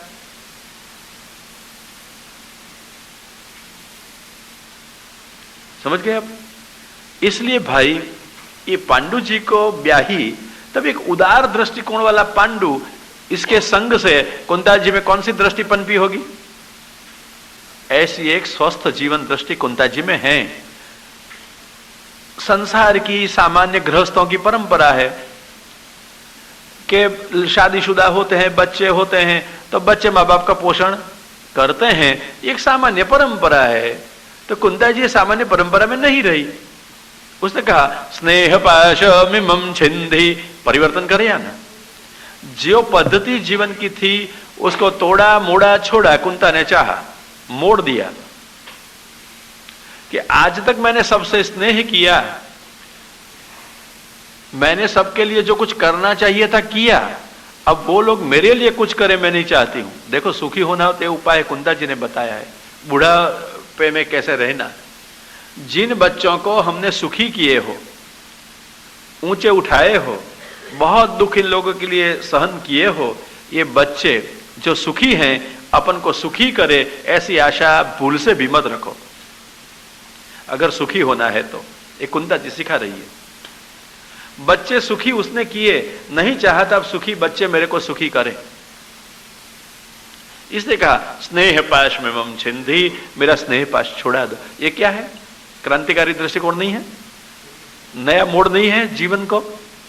स्नेह पाश में मम छिंदी, ये मोड़ बदल देती है। एक जो पद्धति संसार की सामान्य चली आती है, माँ बाप की सेवा बच्चे करे और माँ बाप आशा रखे, तो उसमें कोई गलत नहीं माना गया है। मातृदेवो भव पितृदेवो भव कहा गया है। जिसके लिए माँ और बाप देव है, ऐसा तू हो, बच्चों को गुरुकुल में सिखाया जाता था। आजकल तो वो सुभाष ने एक प्रसंग मेरे को कहा था, टीवी में कहीं देखा होगा उसने, क्यों भैया, मैया को क्या कह सकते हैं? क्या कहा था? गालियां। बेचारा संकोच बोलता नहीं है, क्या था? माया को टेलीविजन पर उसने कहीं देखा, सच्चा प्रसंग देखा, बराबर है ना। और उसने मेरे को बताया बच्चे आजकल के पढ़े लिखे हुए मां को गालियां आराम से दे सकते हैं। अरे भाई, गालियां देने की तक नहीं पहुंच गए हो तो सामने बहस कर सकते हैं, झगड़ा कर सकते हैं। प्राचीन काल में आपके बचपना देखो, माँ बाप के सामने दलील की थी, संघर्ष किया था, क्या करते थे? वो जो कहते जी, हाँ जी। आपके बच्चे कितने हैं जो जी कहते हैं? कहोगे, सामने उत्तर तैयार होगा और वही करेंगे जो उसको करना है, प्रायः करके। हाँ, सबके घर में ऐसा नहीं है, प्रायः करके समाज में ऐसा दिखता है ना। आपके घर में नहीं, आपके औरों के घर में आपको दिखता है ना। औरों के घर में जरूर दिखेगा ऐसा, अपने घर में कहां दिखेगा ऐसा? हो तो दिखेगा ना, नहीं सोचिए, सीधी समझो बात, अपने घर में नहीं दिखेगा क्योंकि है ही नहीं ऐसा, मैं तो कहता हूं। औरों के घर में दिखाई देगा आपको, क्यों? समझ गए? तो कुंता जी ने ये एक परंपरा जो चली आई थी, माँ बाप का पोषण बच्चे करें, बदल दी। उसने नहीं चाहा कि बच्चे बुढ़ापे में मेरे को संभाले और बुढ़ापे में बच्चों को भी संभालू। ये परंपरा है ना, बच्चे माँ बाप को संभाले और माँ बाप क्या करेंगे? बच्चों को संभालेंगे। अगर बच्चे को नहीं संभालोगे तो समझ जाओ क्या होगा, बोलने की जरूरत नहीं है। अगर बच्चे आपको संभाले चाहते हो तो आप बच्चों को संभालो, सीधी बात है। अगर बच्चे को नहीं संभाले तो डोकरी देखती भी नहीं है, बैठी बैठी खाती है, और डोकरा बैठा बैठा खटपट करता है। सब फिर डोकरा हो जाओगे, माँ और बाप मिट जाएंगे। मैंने कई जगह में देखा, मैया जब बूढ़ी होती है ना, क्या बोलते? डोकरी। मैंने एक आदमी को मुंह पे कहा था, भूल गया तेरी माँ है? विवेक भी भूल गया बोलने का। आपने कहीं पर देखा होगा, गांवों में, शहरों में बूढ़ी माँ को क्या कहते हैं? फिर डोकरी, डोसी। क्या है बात? ये सब हो ना, मैंने सुना है, कानों से सुना है घरों में कई। इसलिए कहता हूं कि क्या मां मिट गई? क्या बोलने का विवेक भी भूल गए? अगर शायद कोई मां से आपका मन नहीं मिलता होगा, भूल माने की ऐसा लगता भी होगा, तो क्या मां मिट जाती है इतने कारण से? तो आप आदर भी नहीं कर सकते हो। ये समाज आज बदल जा रहा है, तो ख्याल रखना। अगर आप सलामत रहना चाहते हो, बच्चों आपको संभाले चाहते हो, तो ये जमाने में क्या करना पड़ता है? बच्चों को आप संभालो तो बच्चे आपको संभालेंगे। कुंता ने ये नहीं चाहा कि हम बच्चों को अब संभालें और बच्चे मेरे को संभाले, इसलिए कहा था स्नेह पाशमिमं छिंदी। देखो कितना एक जीवंत दृष्टिकोण कुंता के पास है। श्लोक पढ़ जाने से पता नहीं चलेगा, जरा उसका चिंतन करो, उसका विचार करो तो पता चलेगा उसकी भूमिका क्या है बोलने के पीछे कुंता की। पति के साथ रहकर उसने जीवन में क्या पाया है कि एक बाई स्वस्थ सोच सकती है बुढ़ापे में, पराधीनता नहीं आ गई। महाराज जैसे है ऐसे बच्चे अच्छे हैं, हाँ खिलाते हैं पिलाते हैं, कुछ नहीं कहा था।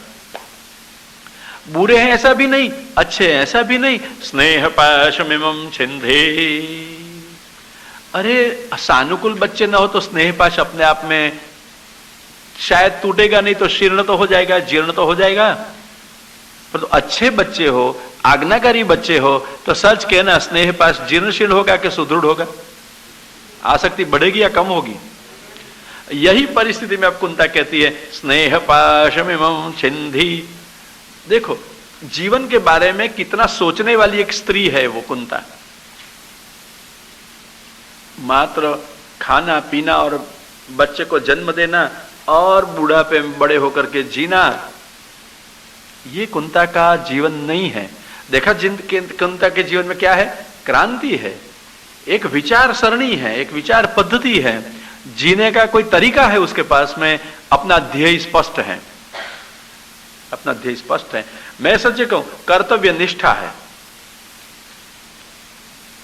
बचपन में पिता के प्रति निष्ठा, पिता के घर में आए ऋषि की सेवा की, युवावस्था में पति के प्रति निष्ठा, पांडु रोग वाला पति था फिर भी उसकी सेवा की, सानुकूल हो गई। और सती होना भी छोड़ दिया पति के पहुंच जाने पर, बच्चों के लिए बच्चों को संभालने के लिए बूढ़ा पे बच्चों के प्रति जो धर्म था वो किया। सतत बचपना से लेकर युवावस्था और बुढ़ापे में कुंता जी ने क्या किया, स्वधर्म किया है। दूसरों के लिए जी है, अपने लिए कुंता ने अब चाहा है मैं अपने लिए जीऊं, अपने लिए जीऊं। स्नेह पाशमिमं छिंधि, अगर अपने लिए जीना हो तो सबसे स्नेह छोड़ दो और भगवान से जोड़ दो। जब तक अन्यत्र से स्नेह छूटे नहीं ना, भगवान से जुड़े नहीं। हम कहेंगे हम भगवान से भी थोड़ा प्यार कर लें, थोड़ा लोगों से कर ले तो ठीक है, दही में और दूध में पैर नहीं रख सकते हैं ना, ऐसा कहावत है ना, मुहावरा है ना। अगर आपको भगवान चाहिए तो भगवान मिल सकते हैं, अगर आपको संसार चाहिए तो कभी भी भगवान और संसार एक साथ में नहीं मिलते हैं। अभी अभी क्रिकेट की मैच चलती थी थोड़े दिन पहले, तो एक टीम और दूसरी टीम खेलती थी, अभी भी शायद खेलती होगी कोई, है ना ऐसा। तो एक टीम और दूसरी टीम में 11-11 व्यक्ति लेते हैं ना। अच्छा, तो 11 ये टीम के, 11 ये टीम के। ऐसी तरह से शास्त्र में 2 टीम बताई, एक भगवान की और एक संसार की। आइए, दोनों टीम में से खेलने वाला कोई 11 में से होता है? एक ही टीम में आपको खेलना होगा। कोई कहेगा मेरे को बहुत आता है, आई एम ऑलराउंडर। अरे तू ऑलराउंडर होगा तो तेरी टीम में बैठ। वो कहेगा ये टीम में भी खेलूं और टीम में भी खेलूं, इसी वक्त शक्य है? कभी आप 2 टीम में खेल नहीं सकते हो, 2 टीम में रह नहीं सकते हो। एक टीम में आपको रहना होगा, जो आपको पसंद करे हो, आपकी भी हाथ की बात नहीं है। व्यक्ति को तो टीम में रहना होगा, टीम वाला पसंद नहीं करे, सिलेक्शन कमेटी पसंद नहीं करे तो। ऐसी तरह से भगवान ने संसार में रखा होगा, संसार में रहना पड़ेगा, और भक्ति में रखना होता भगवती में, भगवान के मार्ग में। तो 2 टीम है, भगवान की और संसार की। किसकी टीम में रहना है? जरा अपनी चयन तो करो, एप्लीकेशन तो करके देखो। भगवान की टीम में रहना है या संसार की? किसकी टीम में? और भगवान की टीम में, भगवान के भाग में रहना, यही भक्ति होती है। भक्ति शब्द विभाग के अर्थ में भी शास्त्रों में प्रसिद्ध है। भक्तिर्भाग विभाग, समझ गए? तो हम भगवान के भाग में रहे तो संसार के भाग में नहीं रहेंगे। कुंता के जीवन में अब संसार के भाग में नहीं रहना है। देखो कुंता के बारे में ही सोचते हैं अपन, एक ही श्लोक की चर्चा करो तो कितना गांभीर्य है उसमें, कितना जीवन अनूठा जीवन दर्शन है। मार्गदर्शन हमारे लिए है, दर्शन कुंता का है। समझ गए? आइए अब कहिए, आप सब मैया लोग अब क्या करोगी? कुंता की ये बात सुन के प्रभु से रोज कहते रहना, क्या क्या कहोगी? स्नेह पाशमिमं छिंधि। किसमें से? बेटाओं में से ही नहीं, बेटा में से और पति में से। ना, पति में से और पिता में से। दृढ़म वृष्णेषु पांडुषु, वृष्णि उसका प्रियहर है, जो मायका बोलते हो ना, प्रियहर, पियर, वो मायका है। तो वृष्णि कुल उसका मायका होता है, और पांडुकुल, पांडव कुल उसका ससुराल है। तो ससुराल में से और मायके में से, दोनों में से स्नेह पाश छुड़ाओ महाराज। कौन स्त्री ऐसा चाहेगी? ससुराल में रहना पड़ता होगा, पर तो मायके की बात आएगी तब स्त्री किसका पक्ष करेगी? सचमुच कहना। ये सती जैसी सती देखो ना चौथे स्कंद में, शंकर के घर में रहती है सती, उसका नाम है। फिर बाप के घर में यज्ञ है तो गए बिना रहे, पति को निमंत्रण नहीं है तो बहाना बनाएगी, पिता के घर में, गुरु के घर में, प्रिय के घर में निमंत्रण की राह नहीं देखना, चले जा सके। वो सब सती है ना, दक्ष की बेटी है ना, सब बहाना बाजी करेगी, सब दलील करेगी। परंतु पिता के घर में गए बिना अगर तन से नहीं जाएगी तो मन से पहुंच जाएगी। अगर पति के घर में पिता के लिए थोड़े शब्द घसाते हुए बोले, इधर उधर के बोले, हो गया काम, बस। क्या होता है फिर देखना।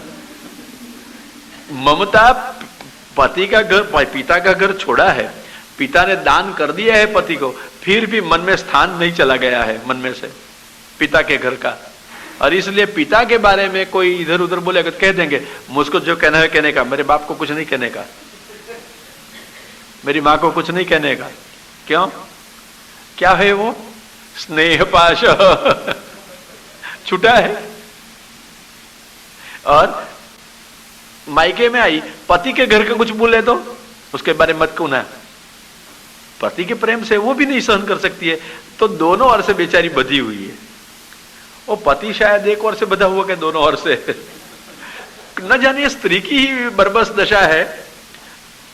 मैं तो कहूं नहीं, सच्चे अर्थ में सहिष्णुता है, महानता है कि पति के परिवार से भी बधी है और पिता के परिवार से भी बधी हुई रहती है। समझ गए? वृष्णि और पांडु दोनों में बधी थी कुंता जी। एक पढ़ी लिखी हुई बाई ने मेरे को एक दफा कहा था, मैं काठियावाड़ में था, बहुत समझदार लड़की, सेवा भी करे, शास्त्र भी पढ़े और एमए तक पढ़ी हुई थी। घर का संबंध था, हम लोग रात को बैठे थे। उसने कहा, सबका समाधान करते हो ना, मेरे के समाधान करोगे? मैंने कहा रसोई करूं बाद में समाधान करूं तेरा। क्या है कि उसने कहा, मेरे मन में बहुत समय से एक प्रश्न है, उत्तर नहीं मिलता है तो आपसे पूछती हूं। मैं प्रयत्न करूंगा, मैं तेरे को आश्वासन नहीं दूंगा सब अच्छा उत्तर मेरे से मिल जाएगा, भगवान अक्कल देंगे, इतना प्रयत्न मेरे से हो सकेगा। समाधान तेरा हो तो ठीक है, नहीं हो तो हाथ जोड़ दूंगा, क्योंकि सबके समाधान के इजारा थोड़ा रखा है कि कर देंगे। उसने कहा, हम छोटी थी, बच्ची थी, पिता के घर में रहती थी, तब पिता और भाई खुश रहे, इसलिए हमारे मन को मार के उन लोग को राजी रखने का प्रयत्न करती थी। हमारे मन के अनुकूल हो या नहीं हो, पिताजी प्रसन्न रहे और भैया खुश रहे, बस हम मन मार के जीती रही। फिर ससुराल में आई, पति और परिवार प्रसन्न रहे, इसलिए सबको खुश रखने के लिए मैं नाखुश होती रही, मन को मार के जीती रही। अब बेटे बेटी हो गए, शादीशुदा भी करा दिए, जमाना की जरूरत के अनुसार वो राजी रहे, इसलिए मेरे को मन मार के ही जीना पड़ता है, बेटा बेटी को राजी रखना पड़ता है। तो बच्चा बाल्यावस्था में पिता को प्रसन्न रखे और परिवार को, युवावस्था में पति को और परिवार को, और बुढ़ापे में पुत्र और उसके परिवार को प्रसन्न रखने के लिए हम तो महाराज मन मार के जीती रही। तो क्या हम स्त्रियों को जन्म से लेकर मरे तक मन मार के ही जीना होता है?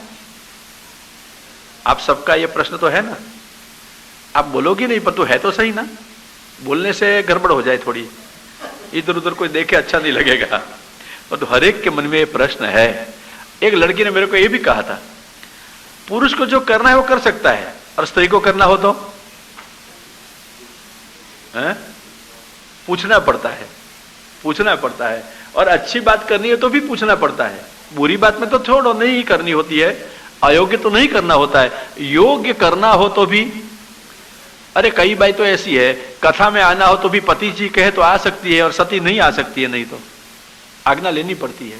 तो कथा में आने में क्या है, और बेचारी लड़का लड़कियां अपने स्थान में हैं, कथा में आना चाहती है, फिर भी कब आएगी, जब इजाजत मिलेगी। हाँ, नहीं तो नहीं आ सकती है। क्या कर सकती है स्त्री, स्वतंत्र है ना। ये जमाने में, पढ़े लिखे हुए जमाने में भी कितनी स्वतंत्रता है, स्त्री क्या कर सकती है। हाँ, शक्ति की बात हो तो क्या नहीं कर सकती है, मैं कहता हूं, परंतु परिस्थिति की जब बात है तो पूछता हूं क्या कर सकती है। अबला प्रबला हो तो सब कुछ कर सकती है, सब कुछ कर सकती है।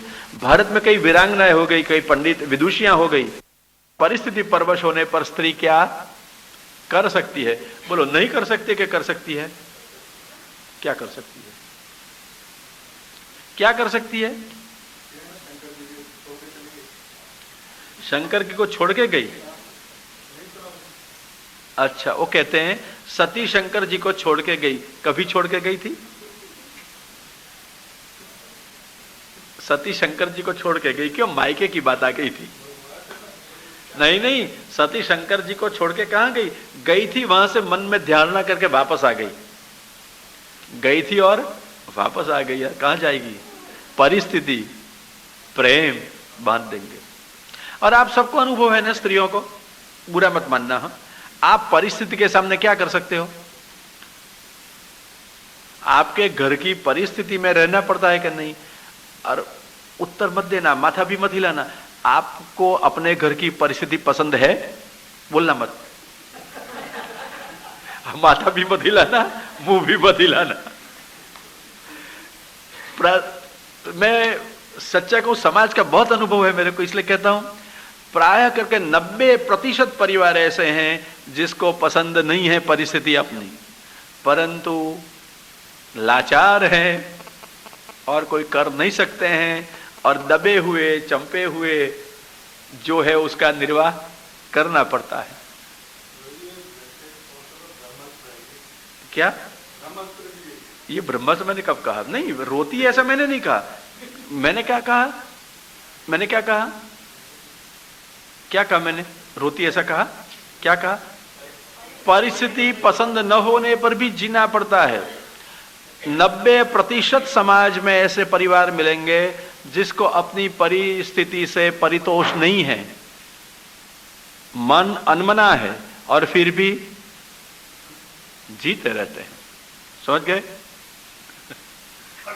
ये कथा का आप समझ गए बराबर। अच्छा, अनुभव है ना, नहीं बोलना, मत बोलो नहीं तो गड़बड़ हो जाएगी भारी।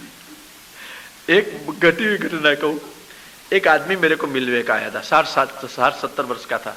70 तो समझ गई ना, 70, 60-70 वर्ष का आदमी था। उसने कहा मेरे को आपको बहुत जरूरी और मिलना है। मैंने कहा ऐसी क्या जरूरत है भाई, सुखी आदमी हो। ये ऐसा है ना, सबके बीच में नहीं कहा जा सकता है।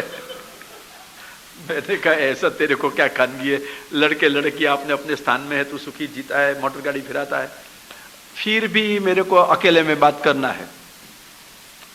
मैंने सोचा भाई इतना आग्रह वाला आदमी है, समझदार है, होगी कोई ऐसी घटना या प्रसंग कहना चाहता होगा।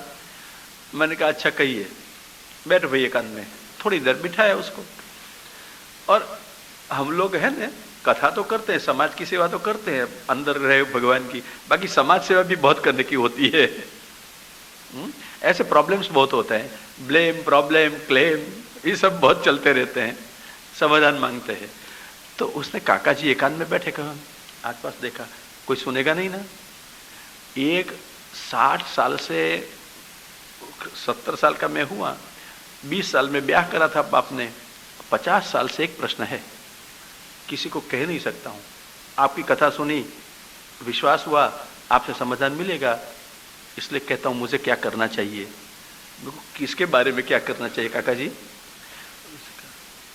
मन में रखना हो, और तुम्हें वचन भंग आज कर देता हूं, आपको कह देता हूं। काका जी ने तो कहा था मन में रखना, मैंने कहा ठीक है मन में रखता हूं, क्या है बात।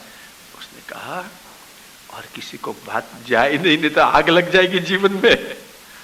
मैं कहा अच्छा काका जी नहीं लगेगी, मेरे से बात किसी को नहीं जाएगी, और जाएगी तो तेरे को पता ही नहीं चलेगा और हर किसी को पता नहीं चलेगा कि सबकी बात है। क्या है काका जी? उसने कहा इतने साल से घरवाली से मेल नहीं मिलता है, मन में जलान होती है, तो मैं क्या करूं? मैंने कहा एक सच्चा आदमी मिला जो कह सकता है, बाकी सब अपने अपने मन में जल के बैठ रहे थे, पूछते नहीं, कहते नहीं है। सबकी जलान तो यही होती है, पर तो बेचारे न बोल सकते हैं, न कह सकते हैं, न छूट सकते हैं। बड़ी बात है, और गंभीरता से मत लेना जरा, क्योंकि जो है परिस्थिति वो तो सबकी है ना। तो कुंदा वो स्त्री ने मेरे को पूछा सच्ची घटना कहता हूं, गप्पे नहीं मारता हूं ये सब। हाँ शायद आप नहीं थी उसी वक्त। ये लड़की ने पूछा था भावनगर में, पढ़ी लिखी हुई, बहुत हमारे से मिली जुली लड़की, सेवा करती थी, शास्त्र पढ़ती थी और एमए तक पढ़ी हुई भी थी। उसने ये कहा था कि शास्त्री जी हमको बताइए भैया, गुरुजी कहिए हमको कि हमने बचपन में भी मन मार के जिया, युवावस्था में भी मन मार के जिया, बूढ़ापे में भी मन मार के जिया, तब हम हमारे मन के अनुसार कब जिएंगी? बोलो क्या उत्तर दूं उसको? आप सब समझ सकती हो ना अपनी परिस्थिति, नहीं उनकी। आपकी परिस्थिति तो सर्वथा अनुकूल ही है, उत्तम ही है, पर तो वो भाई की परिस्थिति आप बराबर अलग है, आप सबसे तो समझ तो सकती हो ना। क्या उत्तर देना उसको? बोलो क्या उत्तर है? आपकी परिस्थिति का क्या हल है?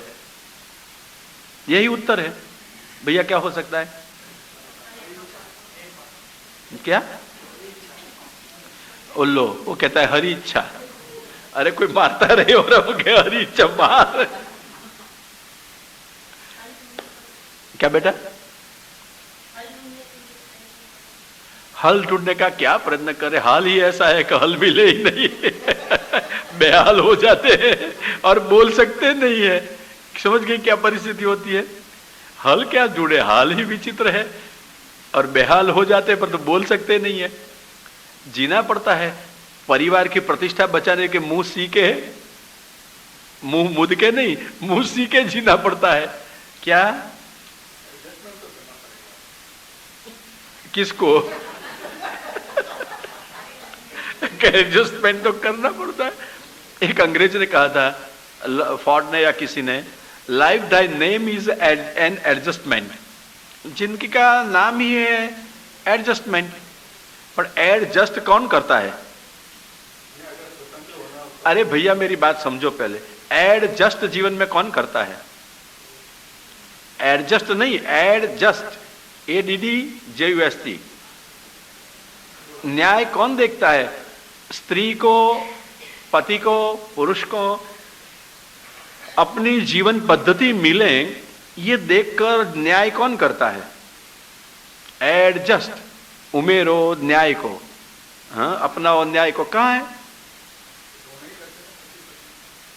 लगता है वो पूछो पूछो पूछो, ये और देख के पूछो, जवाब मिलेगा।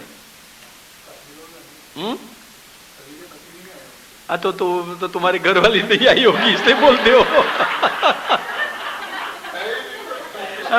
घर वाली नहीं आई होगी तो इसलिए भैया आप बोलते हो। आई होती तो आप भी चुप करके बैठ जाते हैं।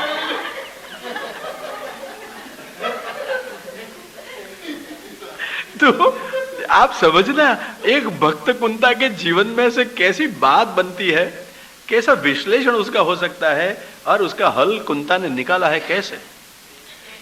मैंने यही आदमी को कहा और लड़की को भी कहा, ठीक है ठीक है, आपने मन मार के जिया है ना, तो यही आपकी जीवन पद्धति हो गई है ना। बस गुजारे जे शिरे तारे जगतनो नाथ से जे गणियों जे प्यारू प्यारा है, अति प्यारू गणी ले जे। पर अति प्यारा जब नहीं मान सकते तब भी पीड़ा हो जाती है। जरूरी यह है समाज में बौद्धिक स्तर ऊंचा आवे, ये शास्त्र सुन के जीवन पद्धति बदलें, कथा से जीवन की प्रथा बदल जाए और सब मेरा कहा ही हो ऐसा नहीं, तेरा कहा हो ऐसा नहीं, भगवान प्रसन्न हो ऐसा हम करें तो सारा हल हो जाएगा। ये कब होगा? पति पत्नी और परिवार सब मिलके जब स्वस्थ बुद्धि से सोचें और जीवन का ध्येय स्पष्ट बना ले, तो स्पष्ट है न मेरा पसंद हो ऐसा जीना है, न तुमको पसंद हो जीना है। सबको कैसा पसंद जीना है? भगवान प्रसन्न हो ऐसा जीना है। तो सर्वे होता है रो यत्र एक ही भवन्ते, उपनिषद कहती हैं सब होता जहां एक हो जाते हैं, सब मत जहां मिल जाते हैं, सारी नदियां जहां एकत्रित हो जाती है समुद्र में, तो विभेद कहां रहता है? संघर्ष कब है? मेरा कहा हुआ, तुम्हारा कहा हुआ, मेरा कहा नहीं हुआ, तुम्हारा कथा कहा नहीं हुआ, मेरा धारा नहीं हुआ, तुम्हारा धारा नहीं हुआ, तब भी क्लेश हो जाता है ना। परंतु भगवान ने जो चाहा, भगवान प्रसन्न ऐसा जीना है, न क्लेश करना है, न द्वेष करना है, न मेरी बात न तुम्हारी बात, किसकी बात पकड़ के जीना है? यथा भगवान प्रसीदति। आइए समाधान मिल जाएगा। कुंता ने इसलिए कहा स्नेह पाशमिमं छिन्धि दृढ़ं वृष्णीषु पाण्डुषु। केवल स्नेह पाश तोड़ना नहीं है, भगवान में जोड़ना है, जीवन का पथ मोड़ना है, पद्धति मोड़नी है। यह है कुंता का एक स्वस्थ जीवन दर्शन। बराबर आई समझ बात? अब कुंता का विश्लेषण कर दो, जीवन का मार्ग मिलेगा, जीवन की पद्धति जीने की मिलेगी। अब आप लोग वयोवृद्ध तो हो ना, मैया क्या करोगे बुढ़ापे में? देखो कुंता जी सिखा रही है ना, स्नेह भगवान से कहने का, अपन करने का कुछ नहीं। हम कटुता करके संबंध बिगाड़ने के नहीं, तोड़ने के नहीं, भगवान को विनंती करो स्नेह पाशमिमं छिन्धि। मैं श्लोक का पूरा रहस्य नहीं बताता हूं, थोड़ा भाग ही लेकर कथा करता हूं। पूरा जानना है तो वो कहूं, बहुत पहुंची हुई कुंता है। अहो विश्वेश विश्वात्मन विश्व मूर्ति, तीन संबंधों को सोचना, संबोधनों को। अहो विश्वेश, ये विश्व है और आप उसके स्वामी हो। दूसरी बात विश्वात्मन, विश्व में आपका रूप है, विश्व आपका ही रूप है, आत्मा का अर्थ यहां रूप करें। अहो विश्वेश विश्वात्मन, अथवा विश्व की जो आत्मा है वो, समझ गए? हे विश्व के स्वामी, हे विश्व की आत्मा। और तीसरा विश्व मूर्ते, विश्व जिसकी स्वरूप में मूर्ति में है, अथवा जिसकी मूर्ति विश्व में है, विश्व व्यापक, सब रूप में भगवान है। तो स्वजन के रूप में भी कौन है? अब स्नेह पास छोड़ा जाए कि जोड़ा जाए? समझना ये संबोधनों से क्या कह रही है। नियामक भगवान है, विश्वेश है, विश्व की आत्मा भगवान है, सबकी आत्मा भगवान है, और सबके रूप में भी भगवान है। तो अब सबसे स्नेह पास तोड़ा जाए कि जोड़ा जाए? समझे कुंती ने कितना सोचा होगा? सबको भगवत दृष्टि से देखते हुए भी कुंती कहती है कि आप हो सही, सब ब्रह्म है, हमको ब्रह्म लगता नहीं है, ब्रह्म के रूप में अनुभव होता नहीं है। कौन हो आप? कौन हो? कौन हो आप? मुश्किल है कि सरल है? ब्रह्म होते हुए भी हमको भान है कि अमुक व्यक्ति है, स्त्री है, पुरुष है, माँ है, बाप है, पति है, पत्नी है, अमुक हमारा नाम, अमुक हमारा गांव, अमुक हमारा काम। ब्रह्म खो गया। ब्रह्म के होते हुए भी, भगवान के होते हुए भी, सबरूप होते हुए भी, सबरूप में भगवान का अनुभव नहीं होता है हमको। दोष हमारा है, अज्ञान हमारा है, अभक्ति हम में है, इसलिए भगवत रूप में सबका अनुभव नहीं हो रहा है, विश्व के रूप में अनुभव हो रहा है। तो विश्व के रूप में जब अनुभव होता है, व्यक्ति के रूप में जब अनुभव होता है, तब महाराज स्नेह पाश में मम छिन्धि, ये व्यक्ति के रूप में जो स्नेह पाश बंधा हुआ है, ये हमको छुड़ावे और आप में जुड़ावे, जहां प्रकट परमात्मा विराज रहे हो। समझ गए? अब कितनी कुंता ने शास्त्र प्रयुक्त बात कही है और अनुभव प्रयुक्त बात कही है। विश्वेश है, विश्वात्मा है, विश्वमूर्ति है भगवान, को शास्त्रोक्त है कि नहीं? सारे वेदांतों का सार है कि नहीं? भक्ति मार्ग का अर्क है कि नहीं? भगवान विश्व का स्वामी है, भगवान विश्व की आत्मा है और भगवान में सारा विश्व रहा है कि सारे विश्व में भगवान रहे हैं। ठीक शास्त्र की बात कुंता माँ ने सार रूप में कह दिया ना। और फिर क्या चाहती है? अब स्नेह पाशमिमं छिन्धि दृढ़म वृष्णिषु पांडुषु, पति और पिता का परिवार वृष्णि और पांडव, उनमें से मेरा स्नेह पाश छुड़ाओ। तो क्या ये विश्व में थे कि नहीं पांडु और वृष्णि? विश्व के बाहर थे? अरे विश्व में थे तो भगवान का रूप है कि नहीं? तो ये भगवान में से प्रीति छोड़ने की और भगवान में जोड़ने की कौन सा धंधा है? ऐसा नहीं कहा था कुंती ने कि मेरे को सबको भगवान के रूप में बताओ और बनाओ। भगवान होने दो महाराज, आप में रति कराओ। क्योंकि ये जो भगवद रूप है ना, अंशेन स्थितो जगत, एकांशेन स्थितो जगत, 10वें अध्याय में 42वें श्लोक में अंत में कहा ना विभूति योग में, एकांशेन स्थितो जगत, एक अंश से जगत बना है। तो ये जगत में जो कुछ है भगवान के अंश है, पूर्ण नहीं, अंश है। और अंश में प्रीति न करे, पूर्ण में प्रीति करे, ये कुंता को कहना है। कहो वेदांत भी कितना पढ़ी है कुंता जी, कितनी सारगर्भ बात कही है उसने। आग्रह क्या है कि भगवान जो विश्व के रूप में परिणत हुए हैं, भगवान कोई अलग नहीं, विश्व कोई अलग नहीं, परंतु संपूर्ण भगवान नहीं है विश्व में। उसमें तो चीद और आनंद का अनुभव प्रायः जड़ में नहीं होता है। चेतन वाले जीव में आनंद का अनुभव नहीं होता है, वो ढूंढता रहता है। और यही भगवान में पूर्ण सत, पूर्ण चित और पूर्ण आनंद प्रकट है। ऐसे पूर्ण आनंदो हरिस्तस्मात् कृष्ण एव गतिर्मम, पूर्ण आनंद भगवान ही मेरी गति है। निरानंद जगत है, गुप्त आनंद जीव है और गणितानंद अक्षर ब्रह्म है। पूर्णानंदो हरिस्तस्मात् कृष्ण एव चाहिए। ये अव्यक्त आनंद से पूर्णानंद में जाना है। और इसके लिए क्या होना चाहिए? हमारे हृदय की उत्कंठा, आतुरता। परिस्थिति परवश रहने पर भी, ये कुंता की बात समझना बराबर, कुंता ने संबंध तोड़े छोड़े नहीं है, परिस्थिति की परवशता स्वीकार ली है और फिर भगवान से विनती की है, महाराज अब छोड़ाओ, आप छोड़ाओ। अपनी परिस्थिति में प्रसन्न रहते हुए प्रभु के लिए आतुरता बनी रहे, ये कुंता जी का जीवन संदेश है। समझ गए? अपनी परिस्थिति में रहते हुए आतुरता प्रभु के लिए बनी रहे और प्रभु से ही विनती करे, अशक्य वा सुशक्य वा सर्वथा शरणं हरिः।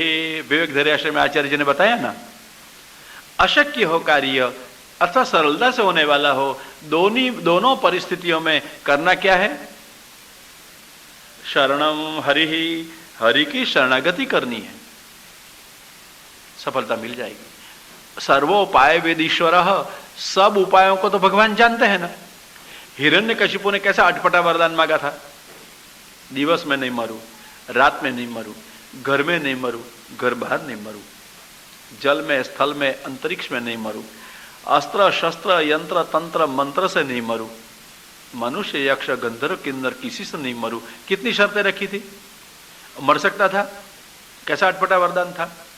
परंतु जैसे लूप होल कानून में से लोग खोज निकालते हैं ना, पढ़े लिखे। मैंने एक कंपनी वाला से देखा, उसने सीए को एम्प्लॉय किया था।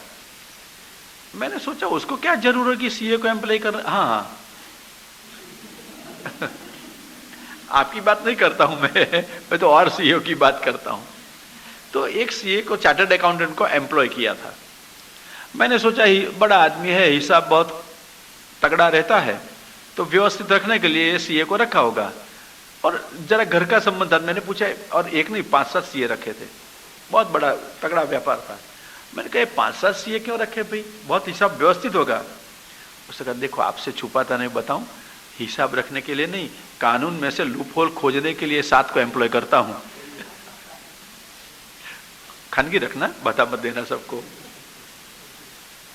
ठीक है ना? नहीं आपको तो बोलना ही नहीं, आपको क्या पता है इस बात का। तो परंतु लोग क्या खोजते हैं? कानून में से भी लूप होल मिल जाए, कहीं कानून में है कानून में, तो कानून से कानूनी रास्ता ऐसा सब निकल जाए, पर कानून कानून रह जाए और कुछ बचे नहीं कानून के लिए, सब हो जाए हमारे लिए। ये एक पद्धति है ना। तो कुंता जी की सारी जीवन पद्धति को आप सोचो, क्या खोज रही है वो? लूपहोल? नहीं, भगवान को सौंप दिया कि भगवान परिस्थिति बहुत जटिल हो गई है। हिरण्यकशिपु ने कैसा वरदान मांगा था? अत्यंत जटिल वरदान था। ब्रह्मा इंद्र सब शब्द थे, शंकर भी कुछ नहीं कर सकते थे। तब किसने उपाय खोजा? भगवान ने कितना स्वस्थ विचार किया होगा, रात में नहीं मरो, दिवस नहीं मरो, साला संध्या काल में मर जा। जल में स्थल में अंतरिक्ष नहीं तो उम्र पर, घर में नहीं, घर की बाहर नहीं तो उम्र ऊपर, जल स्थल अंतरिक्ष मेरे ऊपर। कितना सोच विचार के भगवान ने मारा होगा। अगर थोड़ी भी उतावल कर दी तो एक आध गड़बड़ हो जाए तो ब्रह्मा का वचन मिथ्या हो जाए। तो ऐसा नहीं करते हैं। सर्वोपाय विदिश्वरः। तो ब्रह्मा जी के ऐसे जटिल वरदान में से भी हिरण्यकशिपु को मारने का जो उपाय खोज सकता है, वो हमारे जीवन के जटिल प्रश्नों का उकेल वो नहीं खोज सकता है? प्रहलाद हो जाइए, केवल प्रहलाद होना है। प्रहलाद भगवान को पुकारते रहता था ना। प्रहलाद की तरह आतुरता में, पीड़ा में, प्रतिकूलता में भगवान को पुकारते रहिए, शरणागति करिए। अशक्य व सुशक्य व सर्वथा शरणम, और सीधा रास्ता है जीने का। कुंता ने क्या किया? भगवान को सौंप दिया। स्नेह पाश मिमम छिंदी। महाराज आप सब रूप हो, परंतु मेरे को सब दिखते हैं, आप नहीं दिखते हो, इसलिए सब में से स्नेह छुड़ाओ और आप में जोड़ाओ। जब ब्रह्मदृष्टि हो जाए, पूर्ण भगवत भाव हो जाए तो कुछ नड़ता नहीं है। परंतु क्या है, बीच वाले हम तो है ना। क्लेश्यन्त्य अंतरित हो जना। मूर्ख हो वो सुखी रहता है, बुद्धि से पर हो गया वो सुखी रहता है। सारी झंझट किसको पीसती है? क्लेश्यन्त्य अंतरित हो जना। दोनों के बीच है न पूर्ण न अपूर्ण, अर्धदग्ध, पीड़ा पीड़ा और पीड़ा। इसके लिए हल मार दिया है क्या? अहो विश्वेश विश्वात्मन विश्वमूर्ते स्वकेशु में स्नेह पाशमिमं छिंधि दृढ़ं रोशनीषु पांडुषु। न बगावत की है कुंता ने, न विप्लव किया है कुंता ने, न विद्रोह किया है कुंता ने। क्या किया? अपनी सारी फर्जें निभाते हुए उसने चाहा था छूटना, क्लेश द्वेष कुछ नहीं किया, भगवान से निवेदन किया। स्नेह पाशमिमं छिंदि दृढ़ं रोशनीषु पांडुषु। कितना आसान उपाय हो गया ना आपका। घर घर के प्रश्नों का हल करने का उपाय मिल गया ना। फिर भगवान बोले नृसिंह होकर आ जाए, हर जानी, आपको नृसिंह नहीं होना है। समझ गए? नहीं समझे? बिल्कुल नहीं समझे।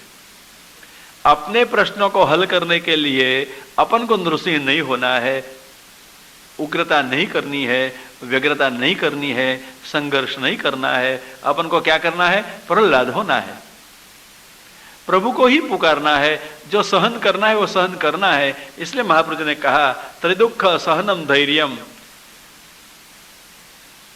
त्रिदुख को सहन करो। कहां तक? आमृते है सर्वतः सदा, मरण तक, सबकी ओर से, हमेश के लिए सहन करते चलो। क्योंकि आपको भगवान के बनने हैं ना, भगवान के लिए जीना है ना, मरना नहीं है, भगवान के लिए जीना है। और भगवान के लिए जीने के लिए जलना पड़े तो जलना है, मरना नहीं है, जीना है और प्रभु से ही पुकारना है। प्रहलाद ने क्या किया था? प्रभु को ही पुकारता रहा था, सहन करता रहा था। त्रिदुख सहनम धैर्यम आमृते सर्वतः सदा। किसकी व्याख्या की? धैर्य की, विवेक धैर्य में से। हरि निज इच्छा से सब कुछ करते हैं, ये विवेक है। और सब कुछ सहन करना हमेशा, उसका नाम धैर्य है। सहन तो करते हैं, सबको लगता है मैंने बहुत सहन किया है। मेरे जगह पर आप होते ना, सहन नहीं कर सकते। कई लोग ने मेरे को भी ऐसा कहा, मेरे स्थान में आप हो तो रहे देखो क्या होता है। हल मेरे से निकलवाना और चैलेंज भी मेरे को करने की कि रह के देखो मेरी परिस्थिति में, पता चले क्या होता है। मैंने कहा समझ गया। सबको लगता है मैं निर्दोष हूं, मुझे ही दंड हो रहा है। मुझे ही सहन करना पड़ता है, मुझे ही अन्याय हो रहा है, मुझे दबकर जीना पड़ता है, मैंने बहुत सहन किया है। ये सहन करने का कोई तरीका नहीं है। बोझा का वहन करना और संबंधों का, स्नेह का दहन करना, ये सहन करना है क्या? सहन किया है, सहन किया है, सारे गाने गाते फिरना वो सहन करना है? और पल पल में आग की तरफ भभूकना वो सहन करना है? आपको क्रोध आता है, गुस्सा आ जाता है, तो ये सहन करना है? ज्वाला जैसा स्वभाव हो और भाला जैसी भाषा हो तो पास में कौन खड़ा रहेगा? पल पल में हमको क्रोध आ जाए और हमारे मुंह में से शब्द ज्वाला जैसे निकल, भाला जैसे घा करे ऐसा निकले, तो कौन हमारा साथ करेगा, कौन पास में रहेगा? सब अपने से दूर हो जाएंगे। अपने व्यक्तित्व को सोचना, ज्वाला जैसा स्वभाव और भाला जैसी भाषा लोगों को हमसे दूर कर देती है, लोग को हमसे दूर कर देती है। हम लोग से अलग नहीं होने चाहेंगे, लोग हमसे अलग हो जाएंगे। क्यों? और फिर कहेंगे हमने बहुत सहन किया। सहन क्या किया? दहन कर रहे हो, बोझा का वहन कर रहे हो। हमने सहन किया। सहन तो प्रहलाद ने किया। कभी शिकायत की थी, उग्रता की थी, व्यग्रता की थी, गालियां दी थी? क्या किया प्रहलाद ने?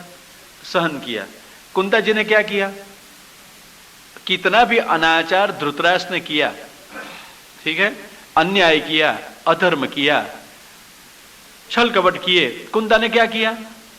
सहन किया। युधिष्ठिर ने क्या किया? सहन किया। मैं और आप कह सकते हैं कि धृतराष्ट्र ने अन्याय किया। आप देखना, युधिष्ठिर ने सारे शास्त्रों में कहीं कहा है कि मेरे को अन्याय हुआ है? लड़ने को तैयार थे। और अन्याय करने वालों को भी पिता है मान के प्रणाम करे, ये युधिष्ठिर के बिना कौन मिल सकता है ना जीवन दृष्टि? ये धर्मराज है। हम कहलाते हुए धार्मिक हो सकते हैं ऐसे? एक धार्मिक क्या होना चाहिए, युधिष्ठिर जी सिखाते हैं कैसे जीना चाहिए। कुंता जी कहती है जब युधिष्ठिर जी धृतराष्ट्र को पिता के स्थान में मानकर राजमहल में उसको रखकर नित्य वंदन करने को जाते होंगे, कुंता ने रोके होंगे कि उसने बहुत अनर्थ किया है, रुक जा, नहीं जा। स्त्री कौन से पोलाद से बनी हुई होगी, कौन से मिट्टी से बनी होगी? कुंता। यह है भक्त कुंता। कोई और मिट्टी से बनी हुई, कोई पोलाद से बनी हुई स्त्री जिसमें हृदय की कोमलता और व्यवहार की कठोरता दोनों है। कठोरता का अर्थ यहां दृढ़ता समझे, जिसमें दृढ़ता और कोमलता दोनों बिनी हुए, यह है भक्त। अपने जीवन में अपने सिद्धांतों में दृढ़ रहते हैं और दूसरों के प्रति हृदय से अत्यंत कोमल रहते हैं। ये भक्त हैं। समझ गए? दूसरों के अपराधों को सहन कर सकते हैं, उग्र व्यग्र नहीं हो जाते हैं। कोमलता हृदय क्या से बेचारा वो भूल नहीं करे तो कौन करेगा? कौन करेगा? घर के बच्चे हो, हम सेवा करते हो, कभी अपरस के बिना आ जाए छू रहे तो क्या करेंगे? देखता नहीं है, छू जाता है। बच्चों को सिखाया नहीं, उसको माँ बाप को गालियां देंगे, उसको देंगे, बच्चा भाग जाएगा। पर तो अच्छा भी आया है तो कहीं नहीं, फिर से ऐसा मत करना कह के चला लेते हैं। स्वस्थता है इतनी, व्यवहार है ऐसा, कौन कर सकता है ये? भक्त हृदय, जिसकी कोमलता हृदय में बनी हुई हो। परंतु हां, बच्चों को चला लिया, अपन को नहीं चला लेंगे। मेरे को तो अपरस करनी है, नाना है, क्या है? दृढ़ता है। तो दृढ़ता और कोमलता दोनों का समन्वय आपके जीवन व्यवहार को एक अद्भुत निखार देगा। कुंता जी में दोनों हैं। क्या है?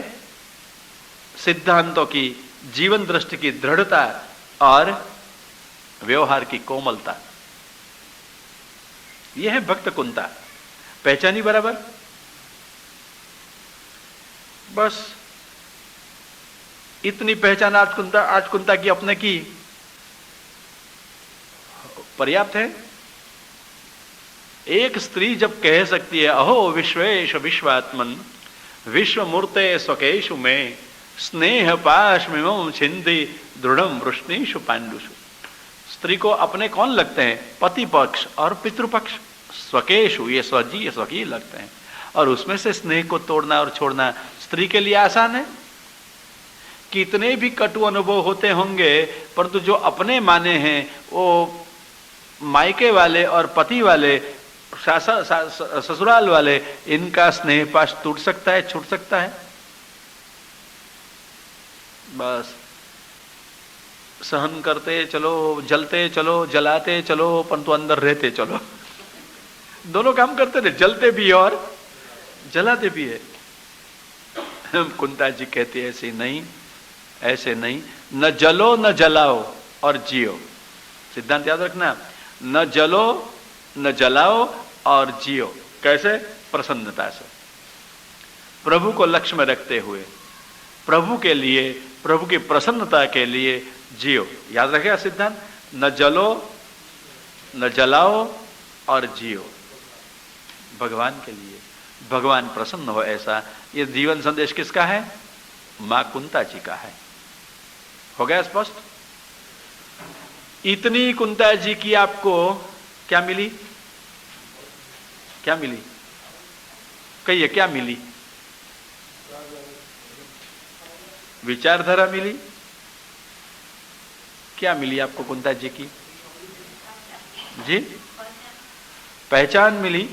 अच्छा, पहचान, विचारधारा क्या है? हाँ?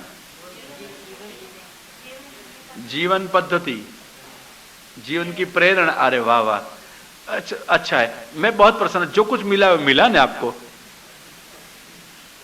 जीवन के लिए मिला ना। अच्छा जीवन हो, प्रसन्न जीवन हो, स्वस्थ जीवन हो, ऐसा मिला ना, बस पर्याप्त है। जो कुछ मिला हो, कुंता जी से कुछ मिला। हाँ, बीच में अपन सोचा था ना, कुछ कुछ होता है ना भगवान के बारे में, कुछ कुछ होता है। तो आज कुछ कुछ मिलता है ना, जीवन के लिए मिलता है ना। बस यही तो हमारा ध्येय होता है, यही तो हमारा प्रयत्न होता है कि हम कथा सुने, प्रथा जीवन की बदलें और भगवान प्रसन्न हो ऐसा जिए। और क्या करना है? ऐसा मानते हो कि जंगल में जाने से सुखी हो जाते हैं लोग? अरे जंगल में जाकर के भी बेचारे परेशान हो जाते हैं। हाँ, सब जंगल में जाने वाले को भगवान मिल जाए ऐसा नहीं, कई भाग से भी खा जाए, क्या पता है। चोर भी मिल जाए, लुटेरे भी मिल जाए, क्या पता है। जंगल में जाकर के दूसरे दिन वापस भी लौट आना पड़े, खाना नहीं मिले, पीना नहीं मिले, सोना नहीं मिले, तो घर ही याद आवे। इसलिए जो परिस्थिति है, कुंता जी ने कहा, ये सबका उत्तर है ना, इसमें भगवान के लिए जियो, सहन करो, स्वस्थ रहो और भगवान को पुकारो। अहो विश्वेश विश्वात्मन विश्वमूर्ते स्वकेशु में स्नेह पाशमिमं छिंदे दृढ़ं वृष्णीषु पांडुषु। जीवन को ज्वाला मत बनाओ, ज्योति बनाओ। अपने अपने दुखों से, अपनी प्रतिकूलताओं से जलते हुए हम ज्वाला बना देते हैं जीवन को। कुंता कहती है इसको नियंत्रित रखो, अपने मन की वृत्तियों को, और उसको ज्योति बनाओ। ज्योति वंदनीय होती है, ज्योति आदरणीय होती है, ज्योति प्रकाश देती है। ज्वाला का प्रकाश तो बहुत होता है, तो जला देता है। कोई आदर नहीं करता है ज्वालाओं का। आदर किसका करते हैं? ज्योति का। अगर ज्वाला भी है तो यज्ञकुंड की ज्वाला है तो ठीक है, परंतु जलते हुए मकानों की ज्वाला, जलते हुए जीवनों की ज्वाला जला देती है ना। इसलिए आइए, कुंता का जीवन एक ज्योति है। क्या है? एक ज्योति है, और प्रकाश सबको देती है, पवित्रता सबको देती है, पुण्य सबको देती है, जीवन का मंगल मार्गदर्शन देती है, जीवन यथार्थ जीने की प्रेरणा भी देती है। ये भगवती कुंता है, जो थोड़ा सा परिचय आज किया। कल फिर 7:15 बजे में जैसे आगे कुंता मैया अपन को समझाएंगी अपना स्वरूप, और भगवान कृपा करके समझाएंगे, ऐसे समझने का प्रयत्न करेंगे। श्री गोवर्धन। कहिए भाई, पूछना है इस विषय में कुछ?